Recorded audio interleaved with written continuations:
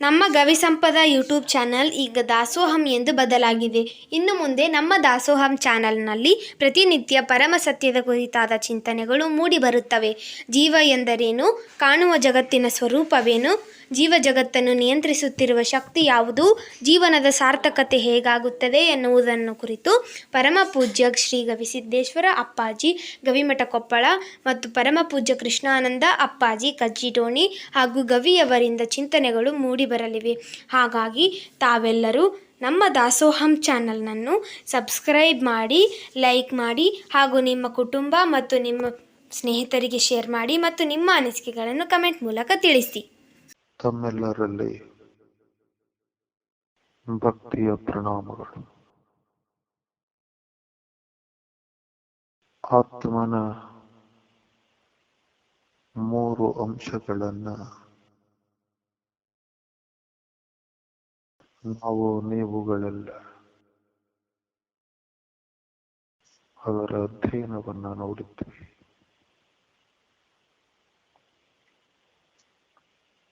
ಒಂದು ಕಲ್ಪಿತ ವಿಶೇಷಾಂಶ, ಮತ್ತೊಂದು ವಿಶೇಷಾಂಶ, ಇನ್ನು ಎಲ್ಲದಕ್ಕೂ ಆಧಾರವಾಗಿದ್ದು ಸಾಮಾನ್ಯ ಅಂಶ. ಕಲ್ಪಿತ ವಿಶೇಷ, ವಿಶೇಷ ಸಾಮಾನ್ಯ.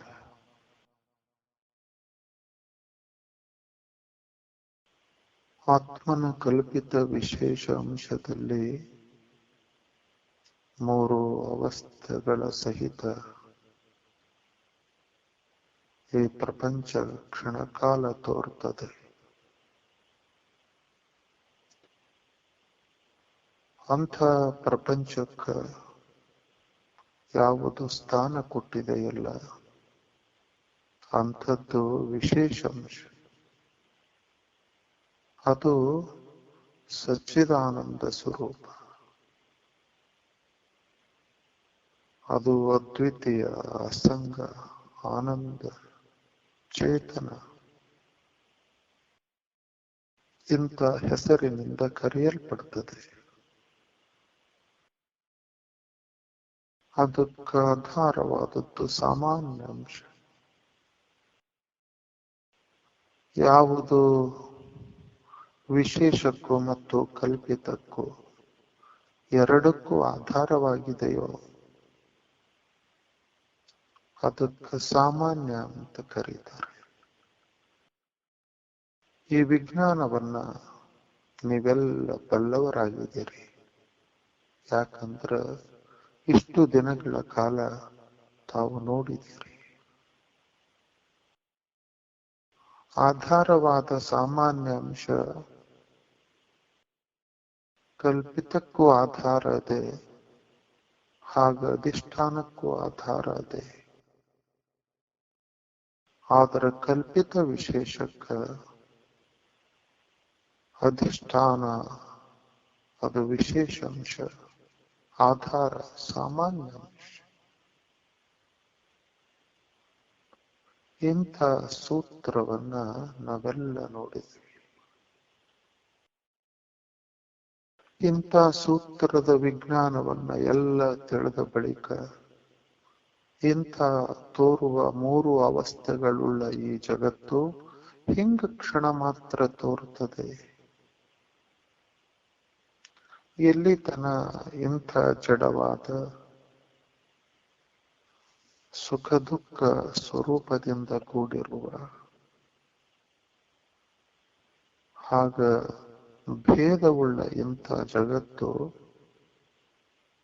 ಎದರ ಮ್ಯಾಗ ತೋರ್ತದೆ ಅಂದ್ರೆ ವಿಶೇಷವಾದ, ಅದ್ವಿತೀಯವಾದ ಮತ್ತು ಚೇತನಾ ಸ್ವರೂಪದ ಮೇಲೆ ಮತ್ತು ಆನಂದದ ಲಕ್ಷಣವುಳ್ಳ ಅಂಥ ವಿಶೇಷ ಅಂಶದ ಮೇಲೆ ಈ ಜಗತ್ತು ತೋರ್ತದೆ. ಇವೆರಡಕ್ಕೂ ಆಧಾರವಾಗಿ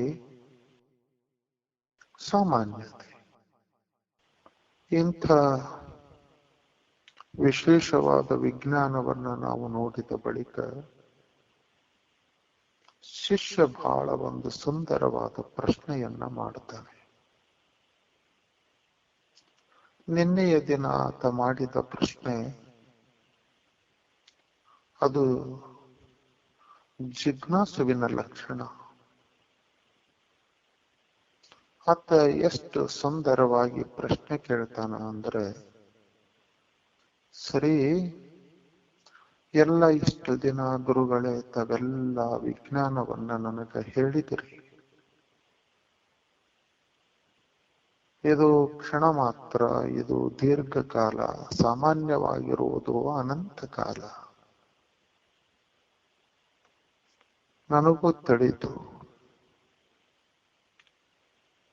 ಆದ್ರ ಅದು ಕ್ಷಣಕಾಲ ತೋರಿ ಅಡಗುವ ಈ ಪ್ರಪಂಚ, ಇಂಥ ಪ್ರಪಂಚಕ್ಕ ಒಂದಿಷ್ಟು ಸ್ಥಾನವನ್ನ ಕೊಟ್ಟಿರುವ ಅಧಿಷ್ಠಾನ. ಇಂಥ ತೋರುವ ಪ್ರಪಂಚ ಕ್ಷಣಕಾಲ, ಅಧಿಷ್ಠಾನವಾದದ್ದು ದೀರ್ಘಕಾಲ. ಇವು ಎರಡಕ್ಕೂ ಅತೀತವಾಗಿ ಆಧಾರವಾಗಿದ್ದದ್ದು ಸಾಮಾನ್ಯ, ಅದು ಅನಂತ ಕಾಲ. ನನ್ನ ಇರುವಿಕೆ ಅನ್ನೋದು ಅನಂತ ಕಾಲದಲ್ಲಿ ಅದ. ನನ್ನ ಇರುವಿಕೆ ಅನ್ನೋದು ಈಗ ಸಚ್ಚಿದಾನಂದ ಸ್ವರೂಪಕ್ಕೂ ಮೀರಿದ್ದು. ಯಾಕಂದ್ರೆ ಎಲ್ಲಿ ತನ್ನ ಜಡದ ಬಗ್ಗೆ ಮಾತಾಡ್ತೀರಿ, ಆ ಜಡಕ್ಕೆ ವಿರುದ್ಧವಾದ ಚೇತನವನ್ನ ನೀವು ಹೆಸರಿಸ್ತೀರಿ. ಎಲ್ಲಿ ಜಡ ಕ್ಷಣಕಾಲದಲ್ಲಿತ್ತು ಹೋಗಿಬಿಡಿತು ಅಂದ ಬಳಿಕ, ಜಡ ಇಲ್ಲ ಅಂದ ಬಳಿಕ ಉಳಿದದ್ದಕ್ಕೆ ಚೇತನ ಚೇತನ ಅಂತ ಹೇಳುವ ಅವಶ್ಯಕತೆ ಇಲ್ಲ. ಆತ್ಮನನ್ನ ಸಚ್ಚಿದಾನಂದ ಸ್ವರೂಪ ಅಂತ ಇಷ್ಟು ದಿನ ಹೇಳಿದ್ದು ಹಿಂಗ ಜಡವಾದ, ಹಿಂಗ ಖಂಡವಾದ, ಸದಾ ಕಾಲ ಸುಖ ದುಃಖದಿಂದ ಕೂಡಿದ ಮತ್ತು ಅನಿತ್ಯವಾದ ಅಪೂರ್ಣವಾದ ಈ ಜಗತ್ತನ್ನ ಕಂಡು ಇದಕ್ಕ ವಿರುದ್ಧವಾದ ಪದವನ್ನ ಭಿನ್ನವಾಗಿ ತೋರಿಸಲಿಕ್ಕೆ ಅದು ಸತ್ಯ, ಚಿತ್ತು, ಆನಂದ, ನಿತ್ಯ, ಪರಿಪೂರ್ಣ ಅಂತ ಹೇಳಬೇಕಾದ ಪರಿಸ್ಥಿತಿ ಬಂದಿತ್ತು ಅಷ್ಟೇ. ಅದನ್ನು ಹೊರತುಪಡಿಸಿದರೆ ಮತ್ತೇನೂ ಅಲ್ಲ. ಯಾವಾಗ ತೋರಿದ ಈ ಭ್ರಮೆ ಅಂದ್ರೆ ಯಾವುದು ಕ್ಷಣಕಾಲ ತೋರಿ ಹೋಗ್ತದಲ್ಲ, ಅದ ಇಲ್ಲಂದ ಬಳಿಕ ದೀರ್ಘಕಾಲದಲ್ಲಿ ಅದೂ ಹೋಗ್ತದೆ. ಉಳಿದದ್ದು ಸಾಮಾನ್ಯ ಅಂಶ, ಆಕಾರ ನಿರಾಕಾರ ಇಲ್ಲದಂದು, ಹಮ್ಮು ಭಿಮ್ಮುಗಳಿಲ್ಲದದ್ದು ಅಂತಹ ಅವಸ್ಥೆ, ಅದು ಸಾಮಾನ್ಯ ಅಂಶ. ಇಂತಹ ವಿಜ್ಞಾನವನ್ನ ಗುರುಗಳೇ ತಾವು ಚೆನ್ನಾಗಿ ನನಗೆ ಹೇಳಿದಿರಿ, ನನಗೂ ತಿಳಿತು. ಆದ್ರೆ ನಾನು ನಿನ್ನೆ ಒಂದು ಪ್ರಶ್ನೆ ಮಾಡಿದ್ದೆ. ಏನು ಪ್ರಶ್ನೆ ಅಂದ್ರೆ, ನೋಡಿ ಗುರುಗಳೇ, ಈ ಕ್ಷಣಕಾಲ ತೋರುವ ಈ ಜಗತ್ತು ಅದು ನೋಡಿದ್ರೆ ಅತ್ಯಂತ ಅಭಾವದ, ಅದು ಇಲ್ಲವೇ ಇಲ್ಲ. ಆದರೂ ಕೂಡ ಸುಮ್ಮನೆ ನಾನು ಆ ವಿಜ್ಞಾನ ತಿಳಿದೇನೆ, ನಾನು ಇನ್ಮ್ಯಾಕ ಅದು ಸತ್ಯ ಅಂತ ಅನ್ನಲ್ಲ, ಅದು ತೋರಿ ಅಡಿಗೈತನ್ನುವ ಸತ್ಯ ನನಗೆ ಗೊತ್ತಾಗ್ಯದ. ಯಾಕಂದ್ರ ಎಷ್ಟು ವಿಜ್ಞಾನ ಸಂಶೋಧನಾ ಪೂರ್ವಕವಾಗಿ ನನಗೆಲ್ಲ ತಿಳಿಸಿರಿ. ಅದಕ್ಕ ಹಿಂಗ ಕ್ಷಣಕಾಲರ ತೋರ್ತೈತಲ್ಲ, ಅಂಥದ್ದ ಜಗತ್ತಿಗೆ ಏನಂತ ಕರೀತಾರ ಮತ್ತು ಹೆಂಗ ಅವಕ್ಕೂ ನನಗ ಸಂಬಂಧ? ಯಾಕಂದ್ರೆ ನಾನು ನೋಡಿದ್ರೆ ಸಾಮಾನ್ಯ ಅಂಶ, ಈ ಜಗತ್ತು ಕಲ್ಪಿತ ವಿಶೇಷ ಅಂಶ. ಇದು ಕ್ಷಣಕಾಲ ತೋರಿ ಅಡಗುವಂಥದ್ದು. ಏನು ಕನಿಷ್ಠ ಅದು ಇರ್ತೈತಿ ಅನ್ನಕ ಇಲ್ವೇ ಇಲ್ಲ. ಆದರೂ ಏನೊಂದಲ್ಲದ ನಾನು ಇಂಥ ಕಲ್ಪಿತವಾದ ಜಗತ್ತಿನ ಜೊತೆ ಹಿಂಗೊಂದು ಸಂಬಂಧ ಬೆಳೆಸ್ತೇನಲ್ಲ, ಅದು ಎಷ್ಟರೇ ಕಾಲ ಇರಲಿ, ಅದು ಕ್ಷಣಕಾಲವೇ ಇರಲಿ. ಹಿಂಗ ಒಂದು ಕ್ಷಣಕಾಲ ಆದರೂ ನಾ ಸಂಬಂಧ ಬೆಳೆಸ್ತೇನಲ್ಲ, ಇದು ನನಗ ತಿಳಿವಲ್ದು. ಸ್ವಲ್ಪ ನಾನು ಅದ ಹಿಂಗ ಕೇಳ್ತಾನಂತ ನಾನು ಏನು ಸತ್ಯ ತಿಳಿದೀನಿ ಅದನ್ನ ಮರ್ತೀನಂತೇನಲ್ಲ. ಸುಮ್ಮನೆ ಹಿಂಗ ಯಾಕೆ ಬೆಳಿತೀವ ಅಂತ ಸ್ವಲ್ಪ ಹೇಳಿ ಅಂತ ಕೇಳಿದ್ದ. ಆವಾಗ ಗುರು ಅಂತಾನ, ನಿನ್ನೆ ಏನೂ ಅಲ್ಲ, ನೀ ಸುಮ್ನೆ ಒಂದು ದೃಷ್ಟಾಂತವನ್ನ ಕೊಟ್ಟಿದ್ದ. ಸಿನಿಮಾಕ್ಕೆ ಹೋದ ಶ್ರೀಮಂತ ಬಡವನ ಪಾತ್ರವನ್ನ ನೋಡಿ, ಸಿನಿಮಾದಲ್ಲಿ ಕಂಡ ಬಡವನ ಪಾತ್ರವನ್ನ ನೋಡಿ ದುಃಖಿಸಿ ದುಃಖಿಸಿ ಅತ್ತಂತೆ. ಯಾವಾಗ ಸಿನಿಮಾ ಸುಳ್ಳೈತೆ ಅಂತ ಓದವನಿಗೂ ಗೊತ್ತೈತಿ. ಅಲ್ಲಿ ನೆಡ್ಯಾಕ್ ಹಚ್ಚಿರೋದು ಪರದಿ ಮೇಲೆ ಚಿತ್ರ ಅಂತ ನೋಡ ಸಿರಿವಂತಗ ಗೊತ್ತೈತಿ. ಇಷ್ಟೆಲ್ಲ ಗೊತ್ತಿದ್ದ ಮ್ಯಾಗ ಅದ್ರಾಗಿರೋ ಬಡವನ ಪಾತ್ರ ಮಾಡಿದವನು ಶ್ರೀಮಂತ ಅಂತ ಗೊತ್ತೈತಿ. ಎಲ್ಲವೂ ಏನು ಇಲ್ಲ, ಎಲ್ಲಿ ನೋಡಿದ್ರು ಬಡತನ ಇಲ್ಲ. ಏನು ಈಗ ನೋಡ್ತಾನ, ಈಗರ ನೋಡಕ್ಕ ಅದು ಗೊಂಬಿ. ಅಲ್ಲೇನ ಆ ಘಟನಾ ನಿಜವಾಗಲೂ ನಡೆದಿಲ್ಲ, ಅದು ಬರೀ ಚಿತ್ರ. ಕನಿಷ್ಠ ಪಕ್ಷ ಚಿತ್ರದಲ್ಲಿರುವ ಇರುವಂತ ಭಿಕ್ಷುಕರ ಕಡೆಗೆ ಅದು ಪಕ್ಕ ಬಡವದೇನಂತ ನೋಡಕ್ ಹೋದ್ರು ಅವನು ಅಗರ್ಭ ಶ್ರೀಮಂತ ಪಾತ್ರ ಮಾಡ್ಯಾನಷ್ಟೆ. ಎಲ್ಲ ದೃಷ್ಟಿಕೋನದಿಂದ ಅದನ್ನ ಸತ್ಯ ಅಂತ ಸತ್ಯೀಕರಿಸಲಿಕ್ಕಾಗೋದಿಲ್ಲ. ಆದ್ರ ಅಂತ ಪಾತ್ರವನ್ನ ನೋಡಿ ಇವ ಬಿಕ್ಕಿ ಬಿಕ್ಕಿ ಅಳ್ತಾನ. ಮತ್ತೆ ಹೇಗನ್ಬೇಕು ಇದನ್ನ? ಮತ್ತಿವತ್ತಾನರೇ ಮತ್ತೆ ಏನು ಬಡವನಂದ್ರ ಅಲ್ಲ, ಆದ್ರ ಇರದ ಕ್ಷಣಕಾಲ ತೋರಿ ಅಡಗುವ ಒಂದು ಚಿತ್ರದ ಜೊತೆ ಹಿಂಗ ಸಂಬಂಧ ಬೆಳೆಸುವುದಕ್ಕ ಏನಂತ ಕರೀತಾರ ಅಂದ್ರ ಭ್ರಾಂತಿ ಅಂತ ಕರೀತಾರ. ಅದು ಒಂದು ಭ್ರಾಂತಿ. ಹಂಗ ನಿನ್ನಲ್ಲಿಯೇ ತೋರುವಂದ್ರ ಅತ್ಯಂತ ಅಭಾವವಿರುವ ಈ ಮೂರು ಅವಸ್ಥೆಗಳುಳ್ಳ ಈ ಸಕಲ ಪ್ರಪಂಚ ಹಿಂಗ ತೋರಿ ಅಡಗುತ್ತದೆ. ಇದು ವಾಸ್ತವವಾಗಿ ಇಲ್ಲ, ಯಾಕಂದ್ರೆ ಅತ್ಯಂತ ಅಭಾವದ. ಆದರೂ ತೋರ್ತದೆ, ಅಡಗುತ್ತದೆ. ಅಂತ ತೋರಿ ಅಡಗುವ ಈ ಪ್ರಪಂಚದ ಜೊತೆ ಸಾಮಾನ್ಯನಾಗಿರುವ ನಾನು, ಆಧಾರನಾಗಿರುವ ನಾನು ಹೇಗದನ್ನ ಭ್ರಾಂತಿಯಿಂದ ಕಲ್ಪಿಸ್ತೇನೆ, ಅದು ಆಶ್ಚರ್ಯದೆ. ಸುಮ್ಮನೆ ಭ್ರಾಂತಿ.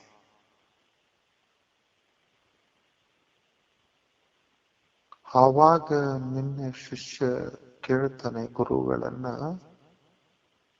ಏನು ಅದ್ಭುತವ ಗುರುಗಳೇ ಇದು,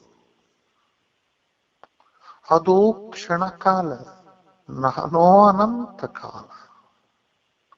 ಎಂಥದರ ಭ್ರಮ ಇದು, ಹೆಂಗರ ಬಡಿತಿದು? ಅಲ್ರಿ ಗುರುಗಳೇ, ಹಿಂಗೊಂದು ಭ್ರಾಂತಿ ಬಡಿತಲ್ಲ ನನಗ. ಎಂಥ ಭ್ರಾಂತಿ? ಎಲ್ಲ ಇದರ ಎಷ್ಟು ಭ್ರಾಂತಿ ಬಡಿತು, ಎಷ್ಟು ವಿಧವಾದ ಭ್ರಾಂತಿ ಬಡಿತು ನನಗೆ ಅಂತ ಶಿಷ್ಯ ಗುರುಗಳನ್ನ ಕೇಳಿದ. ಗುರುಗಳು ಹೇಳ್ತಾರೆ, ನೋಡು, 5 ಭ್ರಾಂತಿ, 5 ಬಗೆಯಾದ 5 ವಿಧವಾದ ಭ್ರಾಂತಿ ಬಡಿತೆ ನೋಡು ನಿನಗೆ. ಅವಾಗ ಶಿಷ್ಯಂತನ, ಯಾವ್ಯಾವ್ರಿ ಗುರುಗಳೇ ಅವು? ಒಂದು ಭೇದ ಭ್ರಾಂತಿ, ಮತ್ತೊಂದು ಕರ್ತೃತ್ವ ಭೋಕ್ತೃತ್ವದ ಭ್ರಾಂತಿ, ಮೂರನೇದ್ದು ಸಂಘ ಭ್ರಾಂತಿ, ನಾಲ್ಕನೇದ್ದು ವಿಕಾರ ಭ್ರಾಂತಿ, ಐದನೇದ್ದು ಬ್ರಹ್ಮಕ್ಕಿಂತಲೂ ಈ ಜಗತ್ತು ಸತ್ಯಾಗೈತೆನ್ನುವ, ಜಗತ್ತು ಸತ್ಯನ್ನುವ ಭ್ರಾಂತಿ ಬಡಿತಿ ನೋಡು ನಿನಗ. ಬ್ರಹ್ಮ ಸತ್ಯನ್ಲಲ್ಲ, ಸಾಮಾನ್ಯ ಅಂಶವಾದ ನಿನ್ನ ಇರುವಿಕೆ ಇತ್ತಲ್ಲ ಇದಂ, ಅದು ನಿನಗ ಸತ್ಯಾಗಿ ತೋರಲಿಲ್ಲ. ನಿನಗ ಆ ಕಲ್ಪಿತ ವಿಶೇಷ ಅಂಶದಲ್ಲಿ ತೋರಿದ ಆ ಮೂರು ಅವಸ್ಥೆಗಳುಳ್ಳ ಆ ಜಗತ್ತು ಸತ್ಯನಿಷ್ಠೆ ನೋಡು. ಇದು ಆಶ್ಚರ್ಯ. ಹೆಂಗಿದು ಜಗತ್ತು ಸತ್ಯನಿಸಿ ಹೆಂಗ ಬಡದಾಡ್ತೀಯಲ್ಲ ನೀನು, ಏನು ಭ್ರಾಂತ ನಿಂದು. ಎಷ್ಟರೆ ಬಡದಾಡ್ತೀರಿ, ಏನು ಬಡದಾಡ್ತೀರಿ. ಎಷ್ಟು ಆಶ್ಚರ್ಯಕರ ರೀತಿಯಲ್ಲಿ ಬಡದಾಡ್ತೀರಿ. ನಿನ್ನನ್ನ ಕಂಡು ಏನನ್ನಬೇಕು ಜ್ಞಾನಿಗಳು. ಎಷ್ಟರೆ ಸಾಲುವಲ್ದು, ಏನ್ ಆಶ್ಚರ್ಯ, ಏನು ಜ್ಞಾನ ಇಲ್ಲಂತೀಯ. ಜ್ಞಾನ ಎಷ್ಟು ಅದ್ಭುತವಾದ ಜ್ಞಾನ, ಇಷ್ಟೆಲ್ಲವನ್ನ ನೋಡಿದೆ.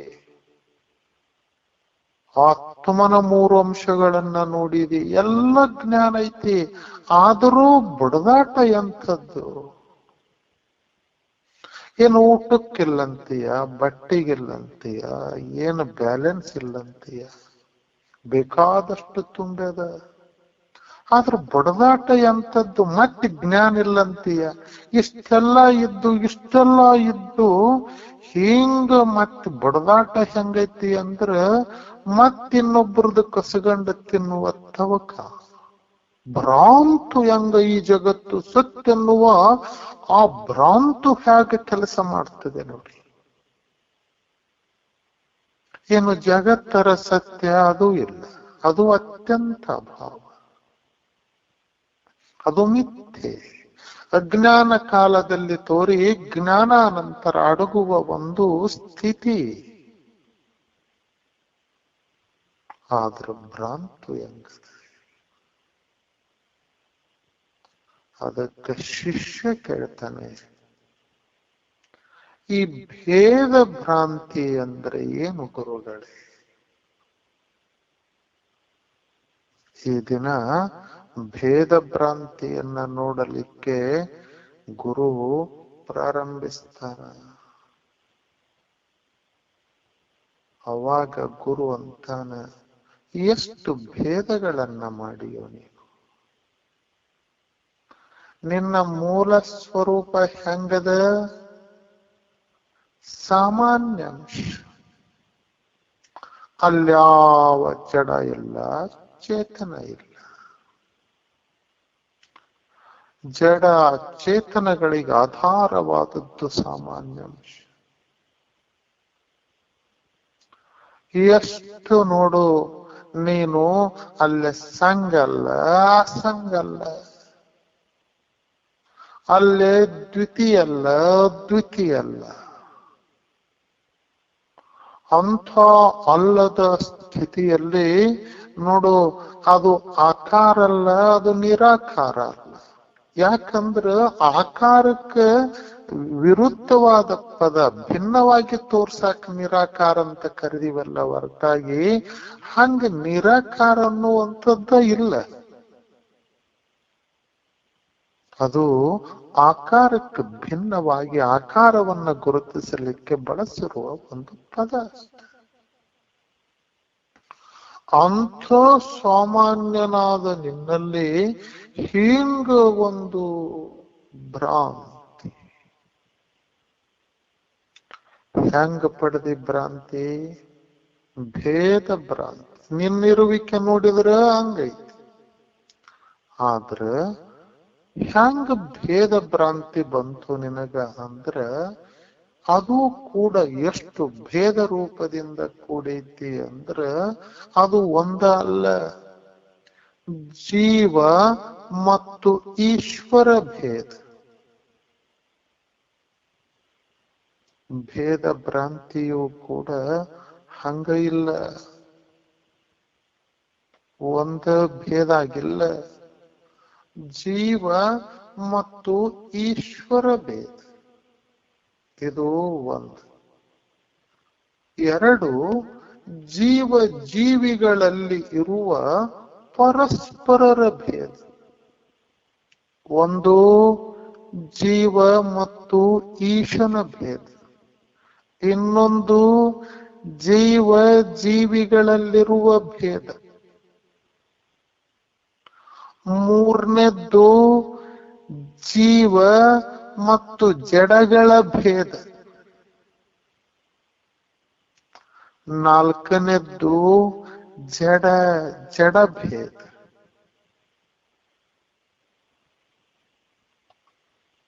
ಐದನೇದ್ದು ಈಶ ಮತ್ತು ಜಡ ಭೇದ. ಹಿಂಗ ಇಷ್ಟು ಭ್ರಾಂತಿಗಳಿದಾವ ಶಿಷ್ಯನೇ, ಎಷ್ಟು ಭ್ರಾಂತಿ ಬಡದಾವ ನೋಡು ನಿನಗ. ಎಲ್ಲೇ ಕಲ್ಪಿತ ವಿಶೇಷ ಅಂಶದ ತುದಿಯಲ್ಲಿ ಐತೇನೋ ಇಲ್ಲ, ಇಲ್ಲಂತ ಬಿಟ್ಟದೇನೋ ಕಂಡದ. ಹಿಂಗ ಇಂಥ ಭ್ರಾಂತಿ ಹಿಂಗ 5 ವಿಭಾಗಗಳಾಗಿ ತೋರ್ತದೆ. ಇಷ್ಟು ಭ್ರಾಂತಿ, ಜೀವ ಈಶನ ಭೇದ, ಜೀವ ಜೀವಿಗಳ ಭೇದ, ಜೀವ ಜಡ ಭೇದ, ಜಡ ಜೀವ ಭೇದ, ಜಡ ಈಶ ಭೇದ.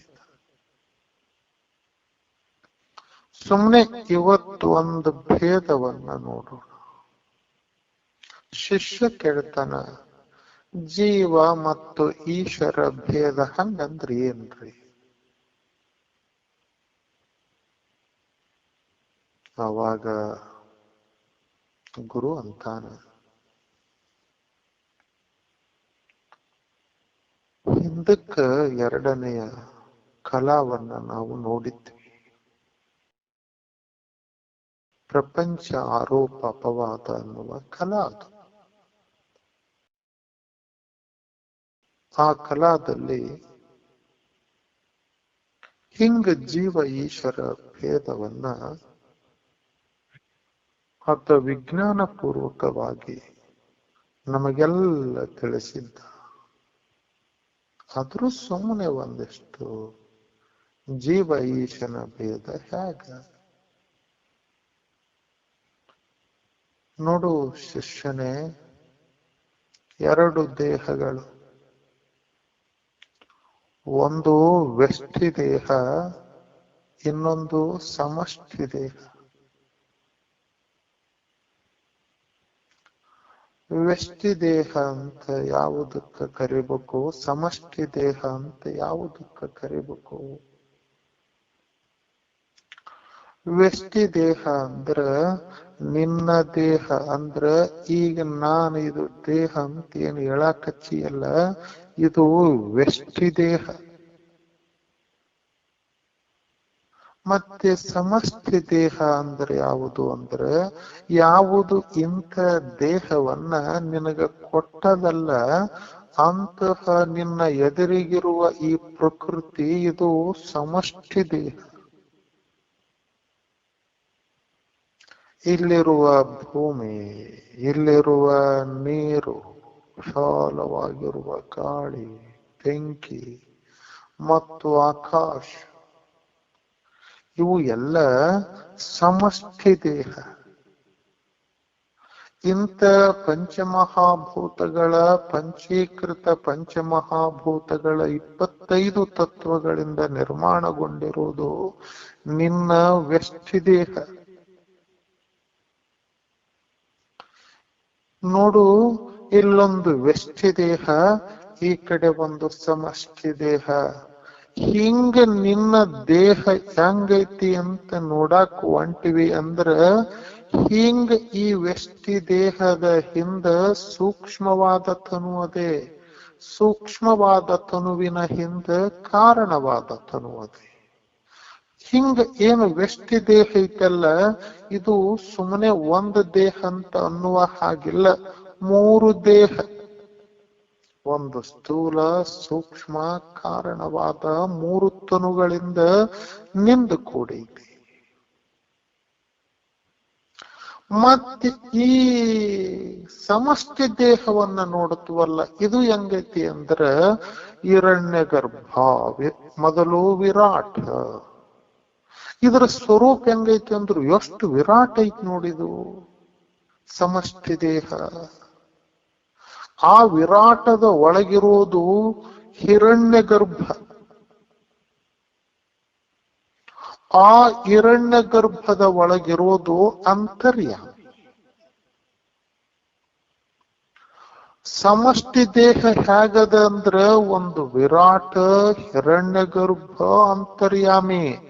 ನಿನ್ನ ದೇಹ ಹೆಂಗದ ಅಂದ್ರ ವ್ಯಕ್ತಿ ದೇಹ ಸ್ಥೂಲ, ಸೂಕ್ಷ್ಮ, ಕಾರಣ. ಈ 3 ದೇಹಗಳ ಹಿಂದ ಒಂದು ಚೈತನ್ಯ ಅದ, ಒಂದು ಅಭಿಮಾನಿಸುವ ಪ್ರಜ್ಞೆ ಅದ. ಹಿಂಗ ಇಂಥ ವ್ಯಕ್ತಿ ದೇಹವನ್ನ ಅಭಿಮಾನಿಸುತ್ತಿರುವ ಇಂತಹ ಒಂದು ಚೇತನಕ್ಕೆ ಏನಂತ ಕರೀತಾರ ಅಂದ್ರ ಜೀವ ಅಂತ ಕರೀತಾರ. ಹಂಗ ಈ ಸಮಷ್ಟಿ ದೇಹವನ್ನ ಅಂದ್ರ ಇಡೀ ಬ್ರಹ್ಮಾಂಡವನ್ನ ತುಂಬಿರುವ ಇಂತಹ ಪ್ರಕೃತಿಯ ಹಿಂದ ಹಿಂಗ ಇಂಥ ವಿರಾಟ ಸ್ವರೂಪವಾದ ಸ್ಥೂಲವಾದ ಜಗತ್ತು, ಅದರೊಳಗಿರುವ ಶಕ್ತಿ ರೂಪವಾದ ಪ್ರಾಣ, ಅದರೊಳಗ ಇರುವ ಅಂತರ್ಯಾಮಿ ಅಂದ್ರು ಪ್ರತಿಯೊಂದು ಕಣದಲ್ಲಿ ಕಣದಲ್ಲಿ ಕುಂತು ಅಡಗಿರುವ ಅಂತರ್ಯಾಮಿ ಅಂದ್ರು ಇದಕ್ಕೆ ಪ್ರಚೋದನ ಮಾಡ್ತಾ ಇರುವ ಒಂದು ಪ್ರಜ್ಞೆ ಐತಲ್ಲ, ಅಂಥದಕ್ಕೆ ಅಂತರ್ಯಾಮಿ ಅಂತ ಕರೀತಾರೆ. ಅದಕ್ಕೆ ಭಗವಂತ ನನ್ನ ಅಂತರ್ಯಾಮಿ ಅಂತ ಕರೀತಾರೆ.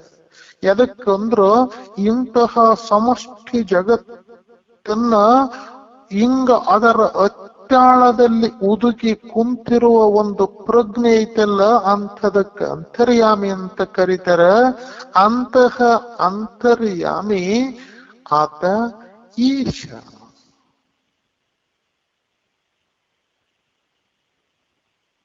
ಅಲ್ಲಿ ಈಶ ಮಾಯೋಪಾದಿಕನಾದದಕ್ಕ ಈಶ, ಇಲ್ಲಿ ಅವಿದ್ಯೆಯಿಂದ ಕೂಡಿದದಕ್ಕ ಜೀವ.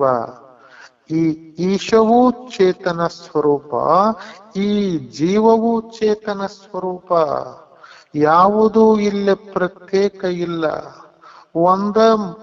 ಒಂದ ಹೀಗ ಮನೆ, ಹಿಂಗ ಬೆಳಕಿಂಡ್ಯಾಗ ಬಿದ್ದ ಸೂರ್ಯನ ಬೆಳಕ ಜೀವ, ಹೊರಗ ಬಯಲಲ್ಲಿ ಬಿದ್ದ ಬೆಳಕ ಈಶ. ಹಿಂಗ ಗಾತ್ರದ ವ್ಯತ್ಯಾಸದಿಂದ ಜೀವ ಆಗ್ಯಾನ, ಹಿಂಗ ಒಂದಿಷ್ಟು ವಿಶಾಲವಾಗಿ ಪರಿಪೂರ್ಣ ಇದ್ದು ಈಶಾಗ್ಯಾನ. ಆದ್ರ ಒಬ್ಬವನೇ ಹಿಂಗ ಆಗ್ಯಾನ. ಆದ್ರ ಆದ ಬೆಳಕಂತೈತಿ, ಮನ್ಯಾಗಿರೋ ಬೆಳಕು ನಾ ಬೆಳಕಿಂಡಿ ಬೆಳಕು, ನಾ ಅರಮನ್ಯಾಗ ಬಿದ್ದಿರೋ ಬೆಳಕಂತೈತಿ. ಹೊರಗೆ ಬಿದ್ದಿರೋ ಬೆಳಕು ಸಮಸ್ತವಾದ ಅಭಿಮಾನವನ್ನ ಹೊಂದಿ ಇದೆಲ್ಲ ನಾನ ಅಂತ ಅಂತೈತಿ. ಹಿಂಗ ಸಮಷ್ಟಿಯ ಮ್ಯಾಗ ಅಭಿಮಾನ ಹೊಂದಿದ ಪ್ರಜ್ಞೆ ಏನೈತಲ್ಲ, ಅದಕ್ಕ ಈಶ ಅಂತ ಕರೀತಾರ. ಹಿಂಗೊಂದು ಸಣ್ಣ ದೇಹದ ಮ್ಯಾಗ ಅಭಿಮಾನ ಹೊಂದೈತಲ್ಲ ಇಂತಹ ಒಂದು ಚೇತನ, ಇದಕ್ಕ ಜೀವಂತ ಕರೀತಾರ. ಆದ್ರೆ ಜೀವದ ಹಿಂದಿರೋದು ಚೇತನವೇ, ಈಶನ ಹಿಂದಿರೋದು ಚೇತನವೇ. ಜೀವವೂ ಚೇತನವೇ, ಈಶನೂ ಚೇತನನೇ. ಈಶಂತ ಹೆಸರು ಬಂದದ್ದು ಇಷ್ಟೇ ಕಾರಣ. ನದ್ಯಾಗ ಅರದದ್ದು ಅದು ನೀರ, ಕೊಡದಾಗಿದ್ದದ್ದು ಇದು ನೀರ, ಎರಡು ನೀರ. ಹಿಂಗ ಕೊಡದಾಗಿದ್ದದಕ್ಕ ಇದಕ್ಕ ನೀರಂತ ಕರೀತಾರ, ಹಿಂಗ ಅದು ಅರಿತಾ ಇರೋದಕ್ಕ ನದಿ ಅಂತ ಕರೀತಾರ. ಅದು ಸ್ವಲ್ಪ ವಿರಾಟ್ ಅದ, ಆದ್ರ ಒಳಗ ಯಾವ ಆ ಎರಡರ ಅಂಶಗಳು ಬೇರೆ ಬೇರೆ ಇಲ್ಲ. ಇಲ್ಲದೇ ಇದ್ದರೂ ಕೂಡ ಇಲ್ಲೇ ಈ ಎರಡು ಭೇದಗಳು ಇವನಿಗೆ ಕಾಣಿಸ್ತಾವಲ್ಲ, ಇಂಥ ಭೇದ ಇದು ಭ್ರಾಂತಿ ರೂಪದ್ದು.